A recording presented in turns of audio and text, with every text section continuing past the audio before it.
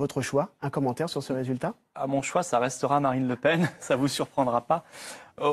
Moi, je n'ai pas à commenter le choix qui a été fait par les électeurs à cette primaire. Vous aviez demandé à vos électeurs de ne pas participer à ce scrutin. Oui, on leur avait conseillé de plutôt pas y aller, ça n'est pas notre affaire. Et je vois d'ailleurs qu'on a été suivis, puisque je crois qu'il y a moins de 4% des électeurs du Front National qui sont allés voter à cette primaire. Mais moi, j'ai du mal, si vous voulez, depuis le départ, à faire la distinction entre les trois favoris, puisqu'ils ont tous les trois participé au même gouvernement, au même moment du même quinquennat. Et a fortiori, là, le favori, François Fillon, a été le seul et unique Premier ministre de Nicolas Sarkozy pendant tout un quinquennat. Avant même cela, il avait déjà été ministre. Bon, et donc, il partage l'intégralité du bilan de Nicolas Sarkozy.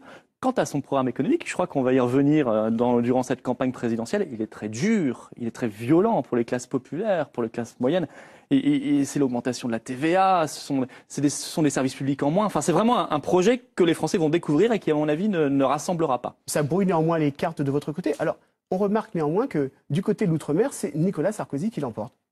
C'est aussi un des autres paradoxes. Oui, j'ai vu cela et effectivement, bah écoutez, c'est le choix des électeurs outre-mer de cette primaire. Mais ce qui compte maintenant, c'est l'élection présidentielle. On sera sur des populations, des masses de votants beaucoup plus considérables, aussi bien outre-mer que dans le reste du pays, qui sont beaucoup plus considérables que cette primaire. Et maintenant, à partir de dimanche prochain, en tout cas, les cartes sont rebattues. On connaîtra enfin le candidat et on fera une belle et grande campagne sur des enjeux extrêmement clairs et des projets très tranchés, je pense. Et justement, dans les enjeux, il y a les Outre-mer. Alors, place maintenant à la première séquence de cette émission, Vision croisée.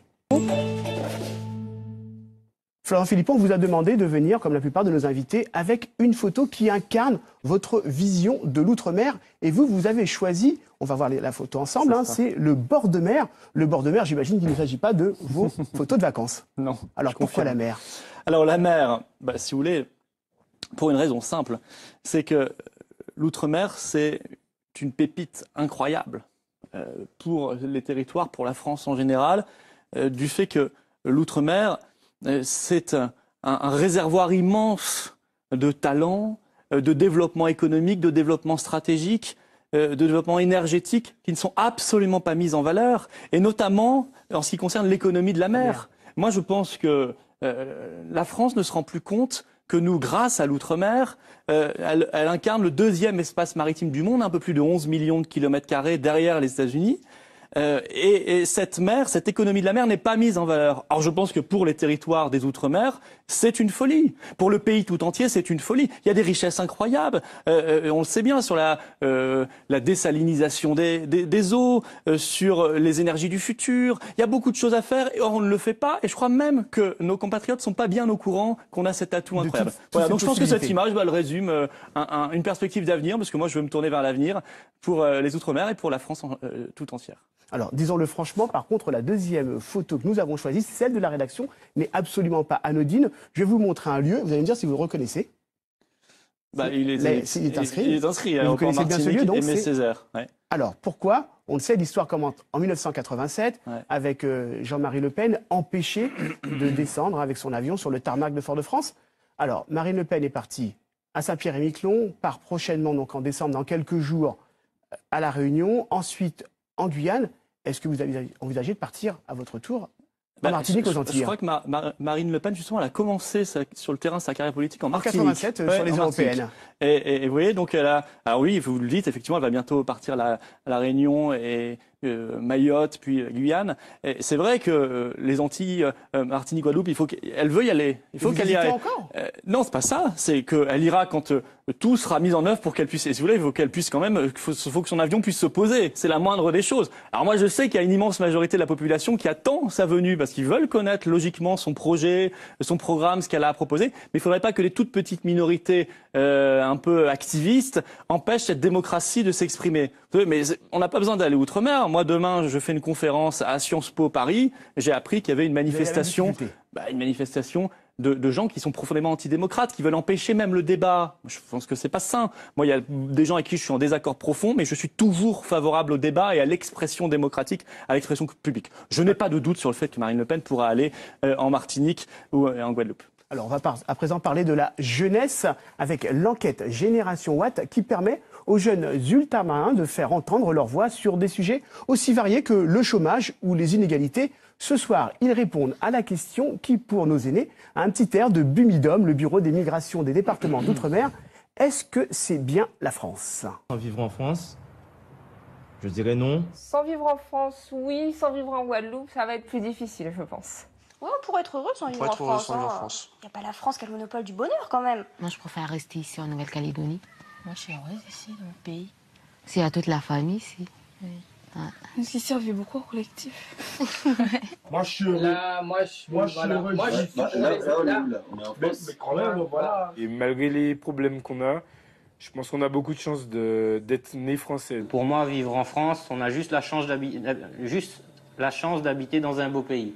Mais pour moi, il est mal dirigé. Il faut reconnaître en France quand même par rapport à d'autres pays, on vit pas mal bien. Mais c'est pas impossible de bien vivre dans un autre pays. Ouais. Non, mais on est bien ici, hein, franchement. Pour la c'est dur. Les temps sont durs, mais on est obligé de faire avec. Hein. Alors, Florian Philippot, finalement, c'est pas si mal la France? Ou est-ce qu'il compte, c'est d'être français? Mais c'est magnifique la France, c'est superbe la France. Je suis très heureux d'entendre ces personnes qui expriment leur bonheur de vivre en France. Mais c'est vrai qu'en même temps, tout le monde est lucide. La France est mal gouvernée et mal dirigée depuis très longtemps. Ça date pas d'ailleurs du quinquennat de François Hollande. Alors qu'on a des richesses incroyables, il y a un bon vivre, il y a un bien vivre en France. Et voilà. Bon, écoutez, c'est tout le défi de cette élection présidentielle. Il faut se retrousser les manches tous ensemble et puis se redessiner un avenir qui sera plus digne de notre beau pays. Alors, à présent, on va aborder une autre séquence à un autre moment de cette émission. C'est l'outre-mer en 2 mots. Et dans l'outre-mer, en 2 mots, c'est avec Célia Cléry qui va venir nous rejoindre. Nous allons parler un petit peu des questions sur votre programme. C'est ce sur quoi Célia Cléry va vous interroger. Bonsoir Célia. Bonsoir. Philippot. Alors, on va d'abord parler de votre mot. Votre mot à vous, c'est le mot cœur. Alors, est-ce que c'est une déclaration d'amour à l'outre-mer? Depuis tout à l'heure, on a le sentiment quand même que c'est ce que vous faites. Oui, c'est une déclaration d'amour à l'outre-mer et à la France en général. Voilà. Mais c'est vrai que c'est une déclaration d'amour.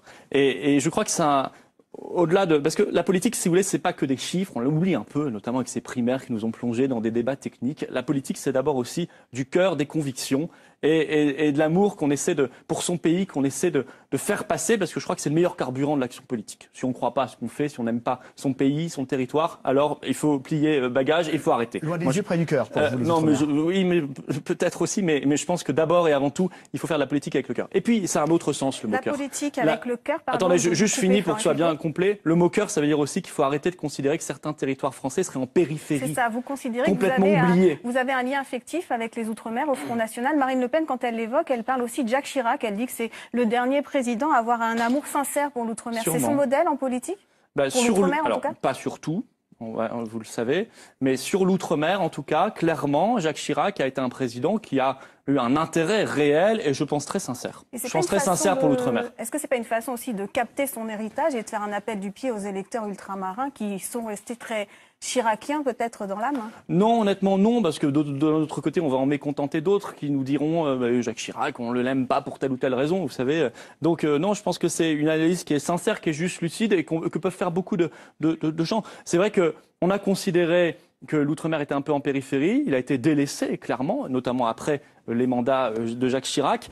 Or, il suffit de regarder le rang protocolaire du ministre des Outre-mer, il est toujours très très bas depuis des années. Il faudrait le rehausser. Il faut le rehausser. Il faut le rehausser et il faut même, si vous voulez, moi je pense que le chef de l'État, le président de la République, ou je l'espère la présidente de la République, préside tous les 6 mois, 2 fois par an, un grand conseil interministériel des Outre-mer.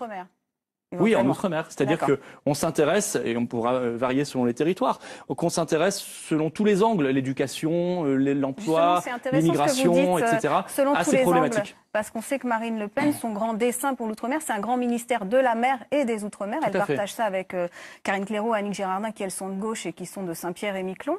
Ça veut dire que la mer, finalement, ça sera votre point d'ancrage pour l'Outre-mer? Tout va passer par là? Tout passera pas, il n'y a pas que cela, il y a des questions de tourisme en elle-même, il y a des questions de développement économique, d'éducation, peut-être qu'on y reviendra. On y reviendra. D'immigration clandestine, notamment, on sait bien, à Mayotte et en Guyane, mais... on sait bien à Mayotte et en Guyane, mais la question de la mer, j'en parlais au tout début de l'émission, elle est fondamentale. Parce que c'est vraiment un gisement d'emploi absolument considérable. C'est un gisement d'emploi qualifié, c'est un gisement d'emploi du futur, c'est un gisement d'écologie, d'environnement. Et que la France ne bénéficie pas, n'utilise pas cet atout incroyable que représente cet espace maritime, moi, c'est quelque chose qui me dépasse. Alors, puis dans la mer, il y a aussi, il faut lutter contre, vous savez, le débauchage de nos ressources halieutiques. Il n'y a pas que la mer, il n'y a pas que la mer dans la vie. On parle d'un grand plan pour les Outre-mer qui sera en élaboration au Front National. Ouais. On parle de lutte intransigeante contre l'immigration, de retour de l'État stratège, de patriotisme économique. Ça veut dire quoi, tous ces mots-là ? Ce sont des mots, d'ailleurs, qu'on applique à l'outre-mer comme on l'applique à l'ensemble du territoire national. Quand je parle, par exemple, nous parlons d'État stratège, ça veut dire que, par exemple, en matière touristique, on voit bien que on ne profite pas assez d'un tourisme qui est en grand développement. Si je pense, par exemple, au Pacifique, si je pense, par exemple, aux croisières, si je pense, par exemple, au tourisme de luxe ou de haut niveau, là, on a l'impression que les territoires français restent un peu en dehors. Parfois même, en Polynésie française, le tourisme régresse, est plutôt en baisse depuis une dizaine d'années. Là, s'il n'y a pas d'État stratège pour dire, attendez, il faut faire la continuité territoriale, les dessertes aériennes. Il faut faire en sorte qu'il y ait un grand plan d'hôtellerie, de construction de chambres d'accueil. Si on fait pas en sorte de développer telle ou telle niche industrielle aussi, qui pourrait être extrêmement rentable en termes d'emploi, il n'y a pas que l'économie de la mer, il y en a d'autres. Si on n'a pas un plan d'État stratège pour mettre l'éducation nationale à niveau, parce qu'on sait qu'il y a beaucoup plus encore, malheureusement, d'échecs scolaires outre-mer que dans le reste du territoire national. Alors, à quoi sert l'État ? Je veux dire, à quoi sert l'État, si ce n'est à communiquer, à faire de la communication. C'est pas cela le rôle de l'État. On va continuer à décliner votre projet dans quelques secondes. Hein. Mais après votre mot, celui de la rédaction, eh bien, c'est le mot repentance. Un mot qui n'est pas, franchement, j'ai envie de dire, dans le vocabulaire du Front National. Non, ça n'est pas dans notre vocabulaire parce que je pense que, moi je préfère toujours regarder, si vous voulez, je pense qu'on se construit sur ce qui est beau, ce qui est grand. Ce qui est positif, dit Marine Le Pen. Ce qui est positif, parce que sinon, l'histoire de l'outre-mer, on comment elle entretient... s'inscrit dans le positif dans cette histoire nationale ? Pardon ? L'histoire de l'outre-mer, comment elle s'inscrit dans le positif dans cette histoire nationale ? Je vous dis d'abord parce que l'outre-mer a offert à la France un président du Sénat. Parce que le 10 mai, c'est quand même... un Premier ministre qui est né à La Réunion.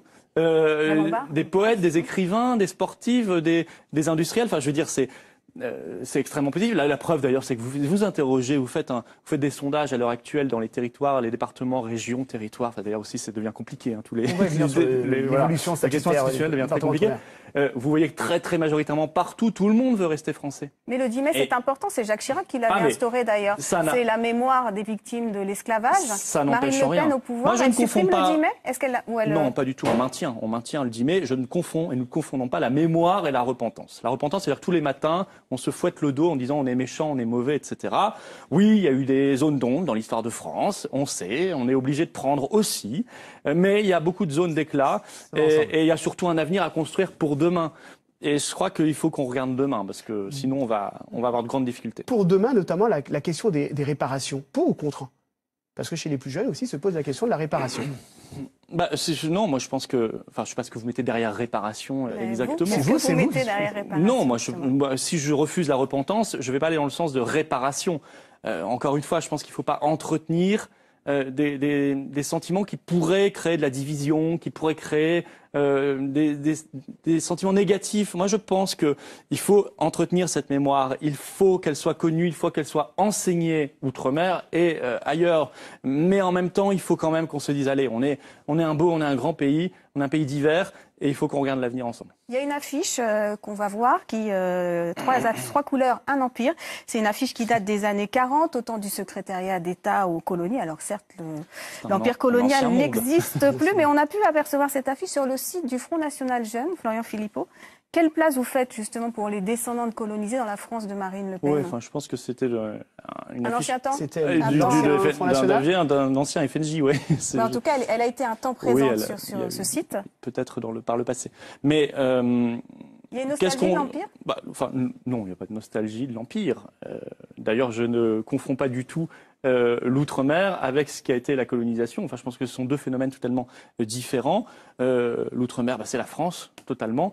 Il y a eu la décolonisation qui était le sens de l'histoire, ce qui ne nous empêche pas de vouloir développer ensemble maintenant la francophonie. On a fait récemment avec Marine Le Pen une grande convention sur justement la mer, la francophonie, la culture, où il a été question aussi d'ailleurs d'outre-mer.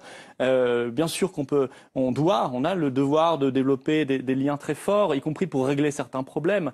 On sait bien que s'il n'y a pas de développement, notamment de l'Afrique, alors on va continuer à avoir une misère intolérable et des flux migratoires intolérables également vers l'Europe et vers la France. Donc on a des choses à faire en commun, mais l'Empire, c'est le passé.